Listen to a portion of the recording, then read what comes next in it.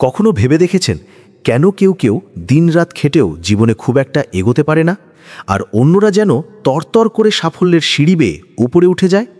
ব্যাপারটা কি শুধুই কপাল বা ভাগ্য? বিশ্বের সেরা মনোবিজ্ঞানীরা বলছেন একদমই না। তারা গবেষণা করে এমন কিছু মানসিকতার খোঁজ পেয়েছেন যা সাধারণ মানুষকেও অসাধারণ বানিয়ে তোলে।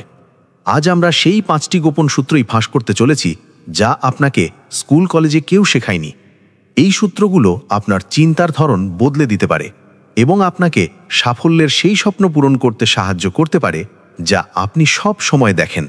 তাই শেষ পর্যন্ত আমাদের সাথে থাকুন, কারণ প্রতিটি সূত্র আপনার জন্য নতুন এক সম্ভাবনার দরজা খুলে দেবে। গোপন সূত্র 1, লক্ষ্য ঠিক করা এবং পরিকল্পনা। তাহলে আমাদের তালিকার 1 নম্বর সূত্রটা কি? খুবই সাধারণ শোনাবে, কিন্তু এটাই সবচেয়ে জরুরি। একটা পরিষ্কার লক্ষ্য ঠিক করা আর সেটার জন্য একটা প্ল্যান বানানো। শুনতে সহজ মনে হলেও মনোবিজ্ঞানীরা বলছেন সাফল্যের আসল রহস্যটা এখানেই লুকিয়ে আছে। বেশিরভাগ মানুষই কি চায় তা ঠিকমতো না জেনেই জীবনটা কাটিয়ে দেয়। তারা স্রোতে গা ভাসিয়ে দেয়, জীবন যেখানে নিয়ে যায় সেখানেই চলে যায়।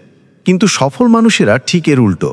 তারা জীবনের প্রত্যেকটা ক্ষেত্রের জন্য স্পষ্ট, পরিমাপযোগ্য, তার অর্জনযোগ্য লক্ষ্য ঠিক করেন। মনোবিজ্ঞানে একে গোল সেটিং থিওরি বলা হয়। গবেষণা দেখায় যখন আমাদের সামনে একটা পরিষ্কার লক্ষ্য থাকে তখন আমাদের মস্তিষ্ক নিজে থেকেই সেই লক্ষ্য পূরণের জন্য শক্তি আর প্রেরণা খুঁজে নেয়। ব্যাপারটা অনেকটা অন্ধকারে টর্চ জ্বালানোর মতো। হঠাৎ করেই আপনি পথটা দেখতে পান এবং বুঝতে পারেন কোন দিকে এগুতে হবে। বিখ্যাত লেখক জিগ জিগলারের একটা কথা আছে, আপনি কতদূর যাচ্ছেন সেটা বড় কথা নয়, বড় কথা হলো আপনার লক্ষ্যটা কত উঁচুতে। আর সেই উচ্চতায় ওঠার প্রথম সিঁড়িটাই হলো একটা নির্দিষ্ট লক্ষ্য থাকা। একবার ভাবুন তো, কোনো আর্কিটেক্ট কি প্ল্যান ছাড়া বিল্ডিং বানাতে শুরু করেন না, কারণ তিনি জানেন একটা মজবুত কাঠামোর জন্য নিখুঁত পরিকল্পনা কতটা দরকারি। ঠিক একইভাবে আপনার জীবনের বড় স্বপ্নগুলো, হোক সেটা সফল উদ্যোক্তা হওয়া, শিল্পী হিসেবে নাম করা বা আর্থিকভাবে স্বাবলম্বী হওয়া, অর্জন করার জন্য একটা নিখুঁত প্ল্যান দরকার। ধরুন একজন ছাত্রের স্বপ্ন সে দেশের সেরা একজন ডাক্তার হবে। এটা একটা অনেক বড় লক্ষ্য। সফলতার সূত্র অনুযায়ী সে এই বড় লক্ষ্যটাকে ছোট ছোট সহজ ধাপে ভাগ করে নেবে। যেমন প্রথমত তাকে উচ্চ মাধ্যমিকে বিজ্ঞানে দারুণ রেজাল্ট করতে হবে। দ্বিতীয়ত মেডিকেল ভর্তি পরীক্ষার জন্য সেরা প্রস্তুতি নিতে হবে। তৃতীয়ত মেডিকেলে চান্স পাওয়ার পর প্রতিটি বর্ষে ভালো করার জন্য খাটতে হবে। এই ছোট ছোট লক্ষ্যগুলো পূরণ করতে করতে সে তার চূড়ান্ত স্বপ্নের দিকে এক পা করে এগিয়ে যাবে। প্রত্যেকটা ছোট সাফল্য তাকে আরও আত্মবিশ্বাসী করে তুলবে এবং বড় লক্ষ্যের পথে অবিচল থাকতে সাহায্য করবে। তাই আজই আপনার জীবনের সবচেয়ে বড় লক্ষ্যটা খাতায় লিখুন এবং তাকে ছোট ছোট ধাপে ভাগ করে ফেলুন। দেখবেন সাফল্যের পথটা আর অসম্ভব মনে হবে না। গোপন সূত্র 2, সময়ের মূল্য বোঝা, পাংচুয়ালিটি অ্যান্ড টাইম ম্যানেজমেন্ট। এবার আসি 2 নম্বর সূত্রে। এটা এমন এক সম্পদ যা আপনার কাছেও ঠিক ততটাই আছে যতটা আছে বিশ্বের সবচেয়ে ধনী মানুষটির কাছে, আর সেটা হলো সময়।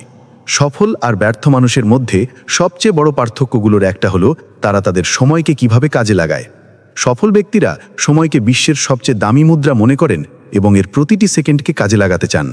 মনোবিজ্ঞানীরা সময় ব্যবস্থাপনাকে সাফল্যের অন্যতম প্রধান চাবিকাঠি বলেন। তাদের মতে যারা সময়কে ঠিকমতো ব্যবহার করতে পারে তারা শুধু বেশি কাজই করে না, তাদের মানসিক চাপও অনেক কমে যায়।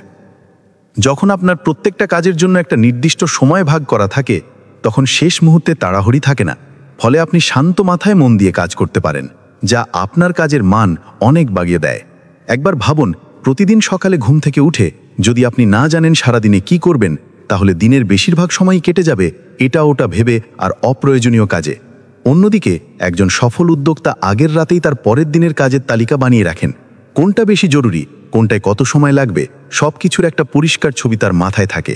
সকালে উঠেই তিনি সেই তালিকা ধরে একটার পর একটা কাজ শেষ করতে থাকেন। দিন শেষে তিনি দেখেন তার সব গুরুত্বপূর্ণ কাজ সময় শেষ হয়েছে। এই ছোট্ট অভ্যাসটাই তাকে বাকিদের থেকে কয়েক ধাপ এগিয়ে রাখে। সময় ব্যবস্থাপনার একটা দারুণ কৌশল হলো আইজেনহাওয়ার ম্যাট্রিক্স।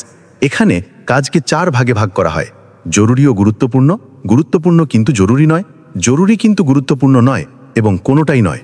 সফল মানুষেরা তাদের বেশিরভাগ সময় দেন গুরুত্বপূর্ণ কিন্তু জরুরি নয় এমন কাজগুলোতে, যেমন নতুন কিছু শেখা, ভবিষ্যতের জন্য পরিকল্পনা করা বা স্বাস্থ্যের যত্ন নেওয়া, কারণ তারা জানেন আজকের এই বিনিয়োগই ভবিষ্যতের বড় সাফল্যের ভিত গড়ে দেবে। তাই আপনিও আপনার জীবনে এটা কাজে লাগাতে পারেন।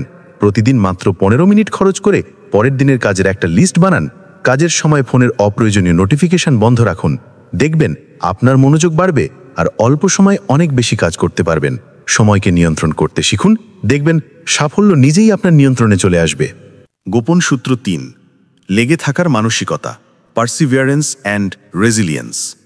সাফল্যের রাস্তাটা কিন্তু একদম গোলাপ বিছানো নয়, এখানে হোঁচট খেতেই হয়। এমন একজনও সফল মানুষ খুঁজে পাবেন না যিনি জীবনে কখনো হারেননি। আসল পার্থক্যটা হলো হারের পর তারা কি করেন। আমাদের তৃতীয় গোপন সূত্রটি হলো ব্যর্থতায় ভয় না পেয়ে ধৈর্য ধরে লেগে থাকা এবং পরিস্থিতি যাই হোক না কেন মানসিকভাবে শক্ত থাকা। স্ট্যানফোর্ড ইউনিভার্সিটির মনোবিজ্ঞানী ক্যারেল ডুয়েক তার বিখ্যাত গ্রোথ মাইন্ডসেট তত্ত্বে দেখিয়েছেন মানুষের চিন্তাভাবনা দুই রকম হতে পারে। এক, ফিক্সড মাইন্ডসেট, যেখানে মানুষ ভাবে তার বুদ্ধি বা প্রতিভা জন্মগত এবং এটা বদলানো যাবে না, তাই ব্যর্থ হলেই তারা হতাশ হয়ে চেষ্টা ছেড়ে দেয়। 2, গ্রোথ মাইন্ডসেট, যেখানে মানুষ বিশ্বাস করে যে চেষ্টা আর অনুশীলনের মাধ্যমে যে কোনো কিছুই শেখা বা অর্জন করা সম্ভব। তারা ব্যর্থতাকে একটা শেখার সুযোগ হিসেবে দেখে এবং ভুল থেকে শিক্ষা নিয়ে নতুন করে আবার শুরু করে। আর গবেষণায় বারবার প্রমাণ হয়েছে এই গ্রোথ মাইন্ডসেটের মানুষেরাই জীবনে সবচেয়ে বেশি সফল হয়। একটু ভাবুন তো, টমাস আলভা এডিসন যদি কয়েকবার ব্যর্থ হয়ে লাইট বাল্ব বানানোর চেষ্টা থামিয়ে দিতেন তাহলে কি হতো? তাকে যখন 10,000 বার ব্যর্থ হওয়া নিয়ে প্রশ্ন করা হয়েছিল, তিনি বলেছিলেন, আমি 10,000 বার ব্যর্থ হইনি, আমি শুধু 10,000টা এমন উপায় বের করেছি যেগুলো কাজ করে না।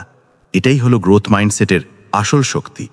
ব্যর্থতাকে শেষ না ভেবে বরং সাফল্যের পথের একটা অংশ হিসেবে দেখা। ধরুন, একজন লেখক তার প্রথম উপন্যাসটি অনেক আশা নিয়ে প্রকাশ করলেন, কিন্তু তেমন বিক্রি হলো না। ফিক্সড মাইন্ডসেটের লেখক ভাববেন, আমার লেখার হাত ভালো না, এবং হয়তো লেখালেখিই ছেড়ে দেবেন। কিন্তু গ্রোথ মাইন্ডসেটের লেখক ভাববেন, এই বইতে হয়তো কিছু খামতি ছিল, পাঠকদের মতামত থেকে আমি শিখব এবং আমার পরের বইটা আরও ভালো করে লিখব। তিনি ধৈর্য ধরে চেষ্টা চালিয়ে যাবেন এবং একদিন না একদিন সাফল্য তার কাছে আসবেই। আপনার জীবনে অনেক বাধা আসবে, পরীক্ষায় ফেল করতে পারেন, ব্যবসায় লস হতে পারে বা চাকরিতে প্রমোশন আটকে যেতে পারে। এই সময়গুলোতে ভেঙে না পড়ে নিজেকে শুধু একটা প্রশ্ন করুন, এই হার থেকে আমি কি শিখতে পারি? মনে রাখবেন, প্রতিটি ভুলই একটি নতুন শিক্ষা। যারা এই শিক্ষা নিয়ে সামনে এগোতে পারে তারাই আসল বিজয়ী। ব্যর্থতা মানে সব শেষ নয়, ব্যর্থতা মানে হলো আপনাকে আরও শক্তিশালী হয়ে আবার নতুন করে শুরু করতে হবে।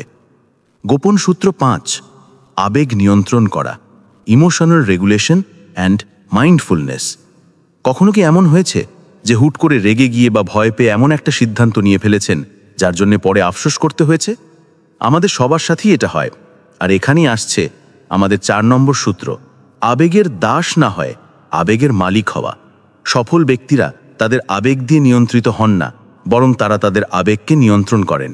মনোবিজ্ঞানে একেই বলে ইমোশনাল ইন্টেলিজেন্স বা ইকিউ। মনোবিজ্ঞানীরা বলেন, ভালো আইকিউ হয়তো আপনাকে একটা ভালো চাকরি পেতে সাহায্য করবে, কিন্তু জীবনে লম্বা দৌড়ে জিততে হলে আপনার ইকিউ অনেক বেশি জরুরি।